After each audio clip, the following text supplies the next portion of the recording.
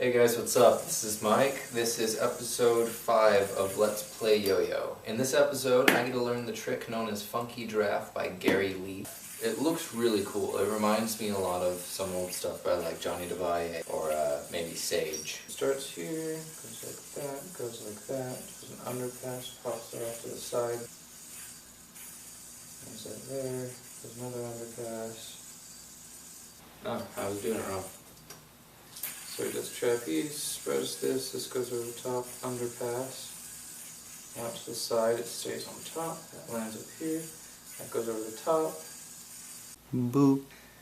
So I asked some of the guys over on the Reddit page for yo-yoers to ask a few questions, that way I have something to talk about while I'm trying to learn this trick. Market Ship asked what was my favorite yo-yo under $100 and if I am a fan of Delrin yo-yos. I guess it really depends on what the yo-yo under $100 is going to be used for. If it's something that I'm going to be teaching kids with, I'd probably prefer a Duncan Dragonfly or something. For a long time, the Freehand Zero was my favorite yo-yo. After that, the Yo-Yo Jam Hitman was my favorite. And then after that one, the X-Con was my favorite for a long time. The thing about these $100 yo-yos is if you take good care of them, it could very well be the last yo-yo you'll ever need. As far as the do I like Delrin yo-yo question goes, I have my own Delrin yo-yo. It's a prototype of the bass boost I had made. Maybe I'll show it to you. This is my Delrin yo-yo, and I haven't thrown this in a couple of years. It's kind of a pain in the butt to work with, so you just get to see it. That's it. So the first part of this trick, I think I have pretty much got down. The next part that I'm trying to do is where I land it on this string only. You need really neutral string tension, and if you don't have it, then the string gets twisted up and it messes up the trick. I'm trying to just get up to the point where the slack gets dropped down in front. It's right here, and he lands it on that string, and then drops that down. There we go. Okay, and then he does some weird underpass. So the point I'm stuck at is the slow-mo underpass. He goes like that, and that.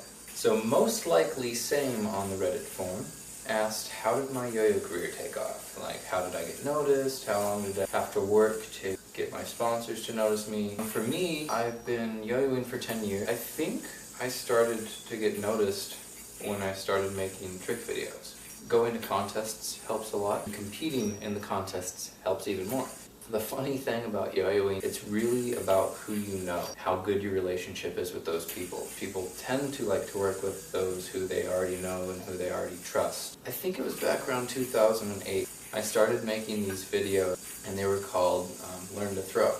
And in them I would teach 3 different tricks once a week, and I did that for a while. Got noticed quite a bit. A lot of them got viewed more than 1,000 times. If you want to get noticed, start putting yourself out there. You've got to do something that is unique enough where you stand out, but similar enough to what everyone else is doing so that you can still compete for your audience's eyeballs. The person who comes to mind for me in this situation is Zammy when he's doing his Mobius tricks. Before someone does something, it's hard to imagine what is possible in that particular avenue. In the case of someone like Zammy, who went from relatively unknown a few years back to suddenly everybody knows him, he took that one thing that no one else was doing and said, I can master this and I can be good at this, and he became like a god of Mobius. The best way to get noticed is to pick something that you can do better than anyone else. Work your butt off being really good at that. If you're really trying to get sponsored, you gotta think, okay, well, the whole reason someone's gonna sponsor me is so I can help their company make sales. That's the reason people are in business. They want to make money so they can feed their families. When you go and you approach someone trying to get sponsored, you got to think, okay, what am I bringing to the table? Because if you're just going to go up and say, hey, would you sponsor me, and you don't have anything to show, you don't have an audience, you can't win contests, then you're not really bringing much to them. That's why I say you need to find something where you can be the best at it. That way you can sort of elevate yourself from the group and still be a part of the group. That way when you do approach a company saying, hey,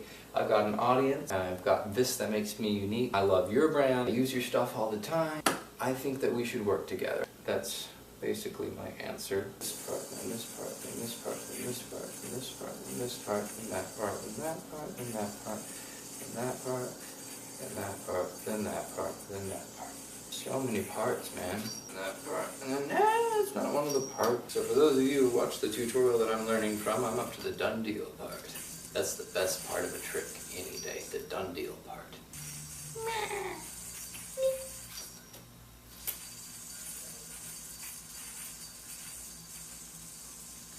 Lost my train of thought.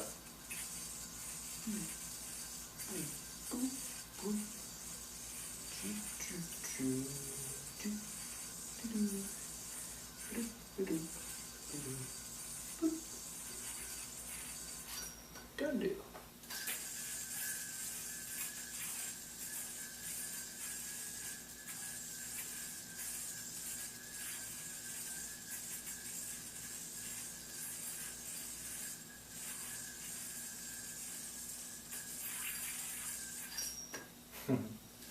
Well, that is Funky Giraffe. It is a deceptively hard trick.